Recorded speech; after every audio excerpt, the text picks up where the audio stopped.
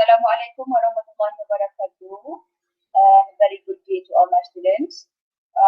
Hari ini kita akan sambung, as you can see on my slides, kita akan sambung for the rest of our lecture, okay, which is about the bonding, kan, chapter 4. Kita masih lagi ada beberapa baki chapter 4, which is about the bonding, the types of bonding, okay.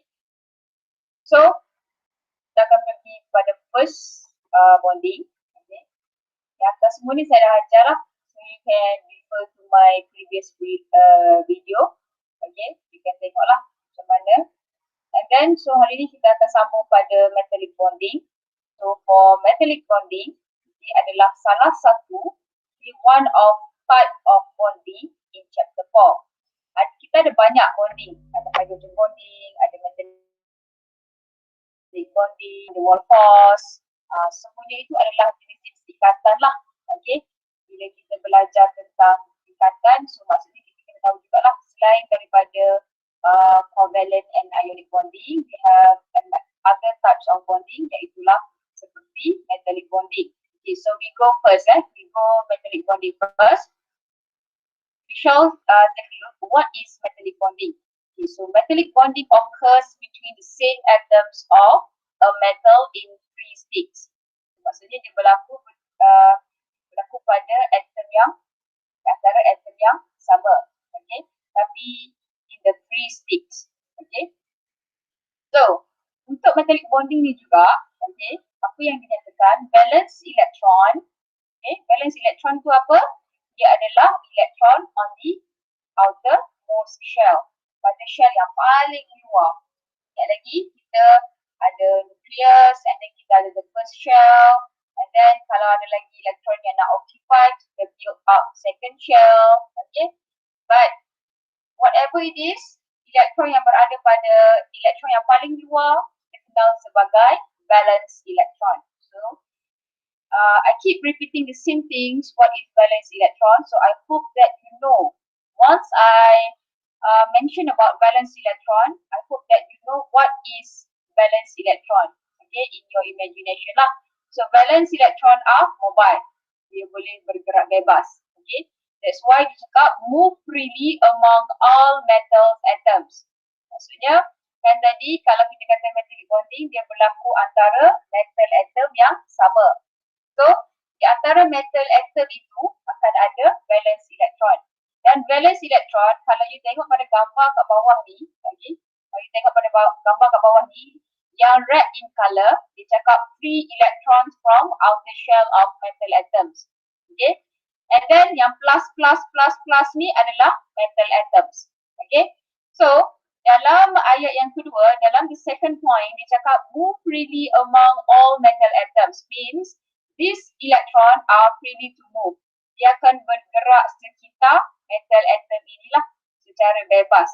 Okay, nanti kita akan tengok video how they were going to be moved. Okay, we're going to be moving around the metal atoms. Okay, and then the positive ion, the third point, okay, the third point here, positive ions, okay, positive ions in the sea of electron. Okay, metallic bonding ni kalau kita tengok dia punya electron, okay, the valence electron yang berada daripada luar metal atom ini, yang merah-merah ni kan, yang kecil-kecil bulat-bulat merah ni, kita panggil valence electron, dia bergerak secara bebas kan, di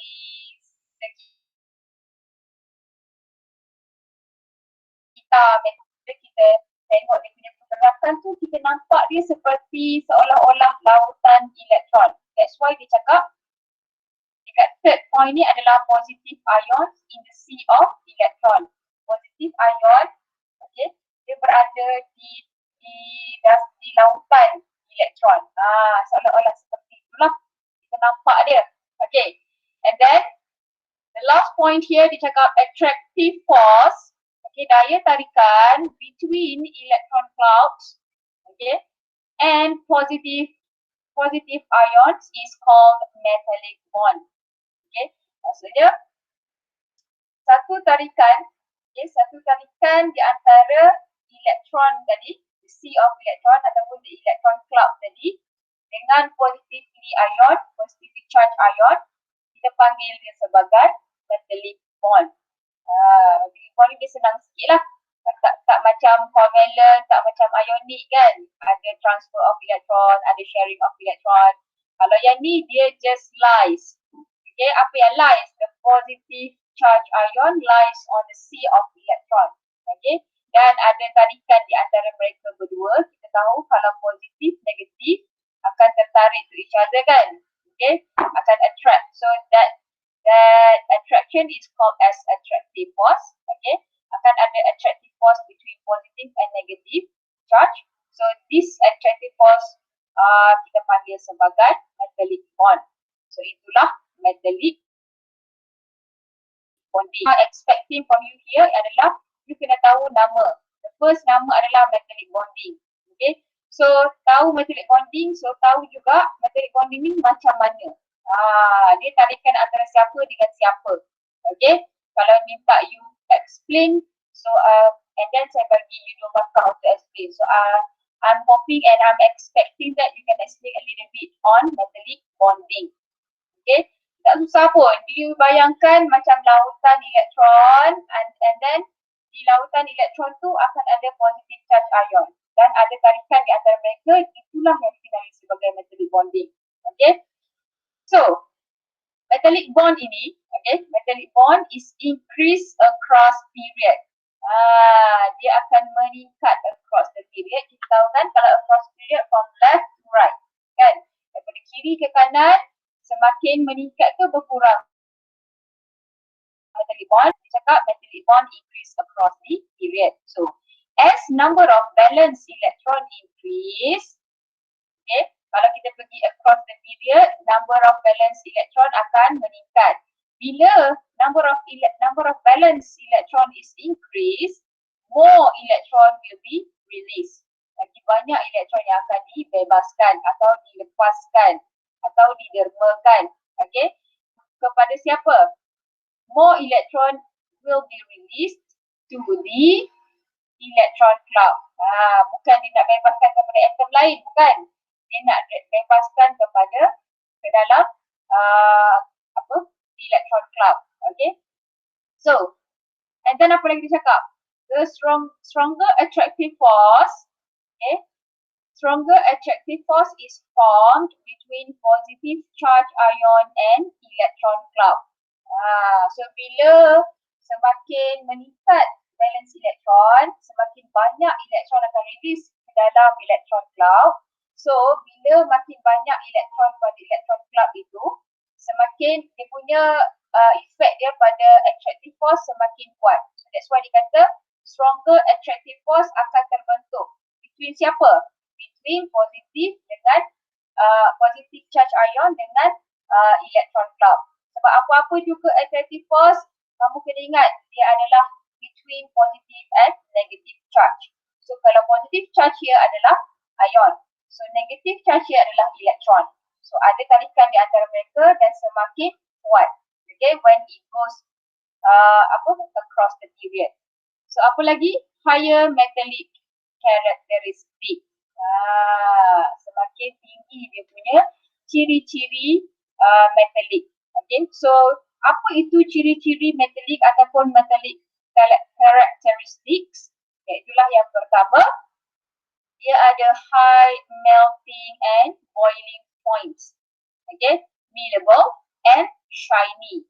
Bila ada high melting dengan boiling points, dia ada bersangkut paut dengan daya tarikan, the attractive force. So bila kuat daya tarikan ataupun stronger the attractive force, inilah yang menyumbang kepada high melting and boiling points.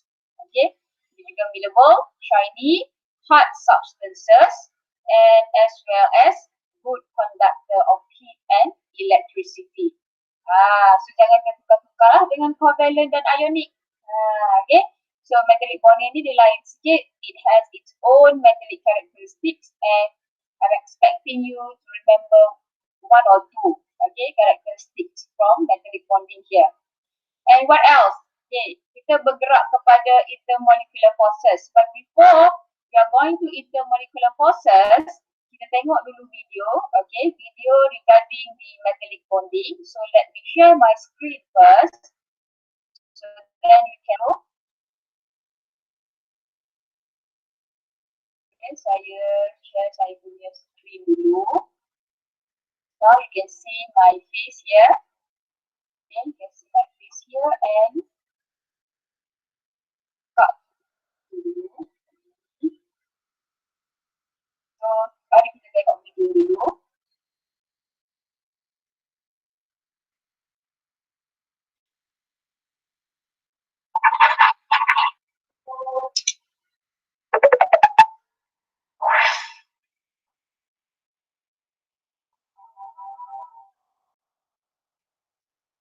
Metals are used in many everyday objects. This morning, when I woke up, I decided to have a soft-boiled egg and a cup of coffee. The pot I used is made of metal. The kettle is made of plastic, but the coiled heating element inside it is made of metal. Metals are good conductors of heat. This is the reason why metals are used to make these everyday objects. You would never see a pot made of wood or a heating element made of plastic. Metals are also good conductors of electricity. The wire connecting your kettle to the electrical socket is actually made of many copper wires, insulated with a layer of rubber. Think about the shapes of the everyday objects we described: the pot, the heating element inside the kettle, and the copper wires. Notice that they are very different. Metals are malleable. This means that they can be molded into different shapes. Metals are very ductile. This means that they can be stretched into wires. To fully understand these properties of metals, we must understand metallic bonding. When we talk about metallic bonding, we are actually describing the electrostatic attraction between the metal ions arranged in a lattice structure and the free-floating electrons around them. Since these electrons are free to move around, the term sea of electrons is also used. What is a lattice structure, and where the term sea of electrons is also used? Structure and the free-floating. Okay, so kalau di sini kamu akan tengok dia cakap sea of electrons kan, and just now I have mentioned about the valence electron that will freely move around the metal ion. So here lah you can see cara pergerakannya. Okay, cara pergerakan the electron, the valence electron around the metal ions. So inilah cara dia. So kita tengok setakat ini sajalah. So because your syllabus cover up particle saja, you tak cover the lattice structure. Okay, so we should teruskan dengan next forces, iaitulah intermolecular. Just now we have learned about the metallic bonding. Now we should take a look into the intermolecular forces. So the intermolecular forces are the forces of interaction between molecule. Okay, so apa itu intermolecular forces? Ia adalah forces, okay, forces of interaction, okay, between siapa? Between the molecule. So the next thing that it says here adalah intermolecular forces are weaker. Intermolecular forces ni dia lemah, okay, weaker than that chemical bonds, okay, weaker than chemical bonds. So two types of forces. Ada dua jenis forces untuk intermolecular forces ni yang kita perlu tahu, iaitulah okay, yang pertama van der Waals forces and also the hydrogen forces ataupun hydrogen bonding lah kita sebut. Okay, next the strength of intermolecular forces determine the physical properties of the molecule. So maksudnya kekuatan yang ada pada intermolecular forces ni akan menentukan the physical properties, okay, ciri-ciri fizikal untuk sesuatu molekul. Okay, kalau dia kuat macam mana, kalau the intermolecular forces tu lemah, so what will happen? Okay. So, kita tengok non-polar and polar covalent bonds. So non-polar and polar covalent bonds. Kita tengok pada non-polar first. So non-polar covalent bonds maksudnya dia antara dia ada ikatan covalent bonds tapi antara non-polar lah. Okay. So the electrons shared by the adjacent atoms, okay, in the bonds are shared equally. Contoh dia bagi klorin dengan klorin. Okay, non-metal dengan non-metal. So ingat kalau covalent bonds, it is between the non-metal. Bukan macam ionic bond. Ionic bond it should be between the metal and the metal kan. So this one is covalent bonds. Ingat lagi kalau covalent bond it is between the non-metal and non-metal atom. Okay. So yang ambil contoh Cl2 dekat sini sebenarnya Cl2 chlorine gas lah. So the first chlorine atom and the second chlorine atom are the interaction between these two, which is we know it as non-polar covalent bond. Okay. And then the second one dia bagi polar covalent bond. The polar covalent bond is the electron are not shared equally. Tadi kalau non-polar dia share equally.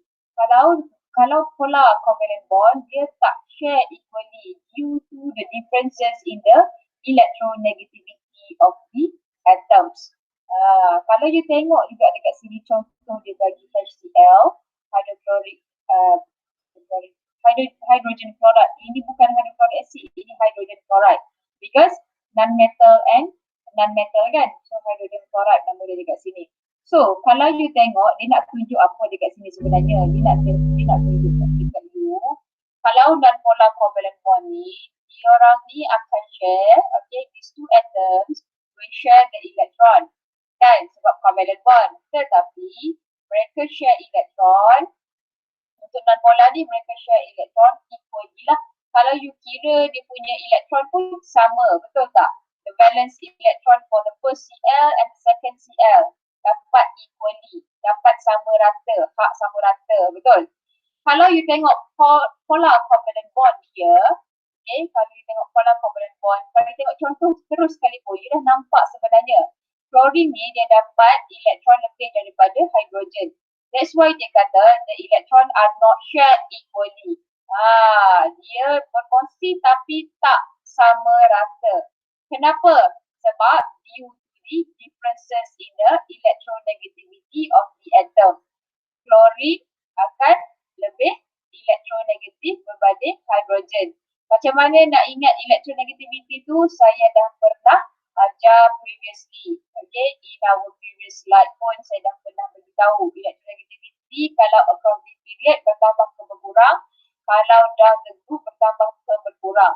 So that prior knowledge yang you dah ada, you need to apply here lah. Okay, so that's why kalau you guna that prior knowledge, you can explain what is the differences between non-polar and polar. So kalau polar, why? That's why it comes with the reason of electronegativity. Okay, so that is about non-polar and polar covalent bond. Tadi kita cakap pasal intermolecular forces kan? Okay, so settle yang itu.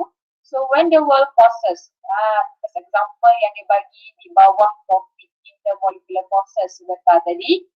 What is van der Waals forces? Okay. Walls ni ejaan dia W-A-A-L, bukan W-A-L-L, bukan dinding. Okay. Van der Waals forces.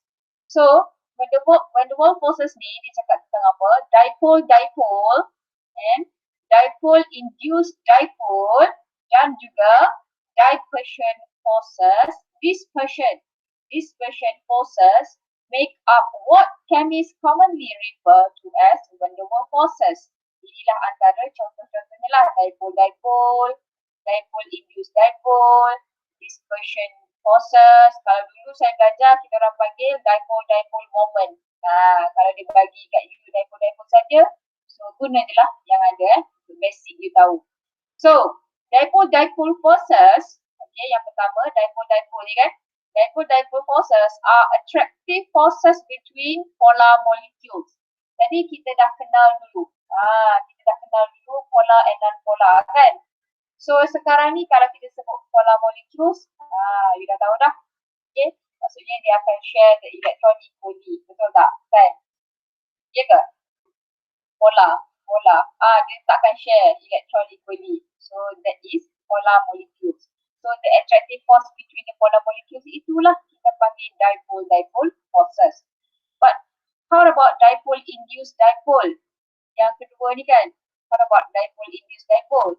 Dipole-induced dipole interactions are in the mixture of polar and non-polar molecules. Dia in the mixture of polar and non-polar molecules. The polar molecules can induce the momentary dipole of nearby non-polar molecules. Okay, so dia dah cakap dah, dipole-induced dipole interaction ni adalah adalah berlaku di dalam mixture of polar dengan non-polar. Jadi polar sahaja untuk dipole-dipole. Sekarang dipole-induced dipole ni di antara polar dia bercampur. Dia bercampur polar dengan non-polar molecule.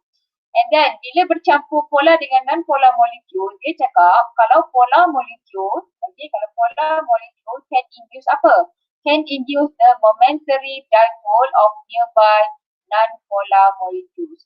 Okay, itulah yang dipertanggungjawabkan kepada polar molecules lah. Untuk apa? Induce the momentary dipole. And then last but not least, tadi kita ada tiga kan, satu dipole-dipole, kedua dipole-induced dipole, and last but not least is dispersion forces. So untuk dispersion forces, it is attractive force. Okay, it is an attractive force that arises as a result of temporary dipole induced in atoms or molecules. Can exist between all molecules. Dispersion forces ni adalah satu attractive forces yang mana akan wujud, akan hadir disebabkan oleh temporary dipole induced dekat atom atau molekul, dan dia boleh wujud in between all molecules. Itulah dispersion forces. So tadi when the word forces ada beberapa contoh. Yang pertama dipole-dipole, and then dipole-induced dipole, dan lastly dispersion forces. Kita dah tahulah di bawah benda forces ada berapa contoh, and that contoh at least you tahu ataupun you faham. Okay, walaupun tak reti nak explain, at least you faham apa perbezaan dipole-dipole, dipole-induced dipole dan dispersion forces. Okay, sebab kadang-kadang takut soalan tu tanya apa perbezaan dia. Okay, so hope that you know, okay, each of them. So macam nak tahu, macam biasalah kalau you buat nota tu, you nak buat table ke apa tu, nak buat branch, 3 branch ke, untuk ingat benda forces. Okay, kat sini dia banyak nak faham dan nak ingat lah. Okay, basically.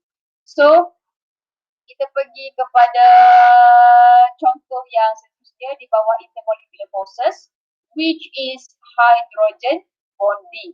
Okay, hydrogen bonding. So untuk hydrogen bonding ini, it is special type of dipole-dipole interaction between hydrogen atom in polar bond. So dia sangat special lah. Okay, special type untuk siapa? Dipole-dipole interaction. Dia berlaku, it occurs only, hanya, okay, occurs only between hydrogen of one molecule and nitrogen atau oxygen atau chlorine of another. Okay, so dia berlaku hanya ini sahaja, hanya HNOF, hydrogen, nitrogen, oxygen, chlorine. Mana-mana lah, maksudnya kalau hydrogen dengan oxygen ke, hydrogen dengan chlorine ke, hydrogen dengan nitrogen dengan oksigen ke, faham tak? Maksudnya antara atom-atom ini sahaja yang mana boleh wujudkan hydrogen bonding. Yang lain dalam periodic table tak boleh. Okay, so inilah you kena ingat HNOF ni antara mereka. Okay, so Apa lagi yang diperkatakan untuk hydrogen bonding? It is strong polar attraction. Sangat kuat. Strong polar attraction. Okay. And then, kalau strong polar attraction, dia punya sifat dia macam magnet. Sangat kuat lah. Kalau berlainan kutub tu kan, dia letak kutub utara dengan kutub selatan, dia akan tarik dengan sangat kuat. Betul tak? So, dia punya tarikan tu lebih kurang macam tu lah. Lebih kurang macam magnet tu. Dia punya strong polar attraction tu. Okay. And then, apa lagi dia cakap untuk hydrogen bonding? Influence the physical properties. Dia akan influence, dia akan memberi kesan, okay, akan memberi kesan kepada physical properties seperti melting and boiling points of substances, tetapi bukan pada chemical properties. Dia hanya bagi kesan terhadap physical properties sahaja. Chemical properties dia tak kacau. So that's why dia kata strong polar attraction. Bila attraction tu dia lebih kepada physical properties dia lah. Okay. Dia akan memberi kesan kepada physical properties of that molecule. Okay. Yang chemical properties dia tak kacau. And for your information, hydrogen bonding adalah satu ikatan yang paling kuat lah. Okay. Sebagai contoh dia bagi dekat gambar rajah ni, as you can see here adalah H2O. In chemistry, kalau kita sebut H2O, automatically kita tahu this is refer to the water. Okay. H2O kita refer kepada air. Okay. So ikatan air ni sangat-sangat kuat lah. Untuk information you juga, ada beberapa universiti yang sekarang ni ataupun mereka sebenarnya dah jalankan beberapa kajian untuk split, untuk cerakinkan molekul-molekul air. Nak cerakinkan molekul air ni sangat susah. Okay? Sebab kita sendiri tahu molekul air ini ada satu ikatan yang kuat, yang mana ikatan itulah yang kita kenali sebagai hydrogen bonding. Dia tak mudah lah untuk cerakinkan air ni. Kenapa research tu nak cerakinkan air? Sebab dia nak cerakinkan, dia nak splitkan hidrogen dengan oksigen ni. So that kalau oksigen ni dah terasing daripada hidrogen, dia boleh hasilkan hidrogen semata-mata dan oksigen. Oksigen ni bila bertambah lagi baguslah untuk kita punya surrounding, betul tak? So hidrogen ni pula dia boleh guna mungkin kepada kereta hybrid yang mana dia guna hidrogen sebagai dia punya fuel. Tapi that process dia nak cerakinkan water itu, that is almost impossible. Tapi possible. Apa-apa pun boleh buat, cuma that process could be quite difficult, quite tedious. Okay. But that is a fun fact lah that yang saya boleh kongsi untuk awak. Okay. So that research university pun kamu tahu kan. UM, macam tu lah. So that university akan ada buat lah that kind of research. Kalau you interested dengan this kind of research, belajar betul-betul kimia, boleh masuk UKM atau UM, buatlah. Okay, buatlah that kind of research. So this is hydrogen bonding. Okay, ikatan yang paling kuat lah. So kita tahu antara atoms atau molekul apa sahaja, iaitu antara hidrogen, nitrogen, oksigen dengan fluorine. Yang lain tak akan form hydrogen bonding. Antara mereka berempat sahaja. Sama ada kalau hidrogen dengan oksigen ke, nitrogen dengan oksigen ke, okay, antara mereka sahaja yang akan form hydrogen bonding. Other than these four will not produce ataupun will not form hydrogen bonding. So ada ikatan lain lah selain hydrogen bonding.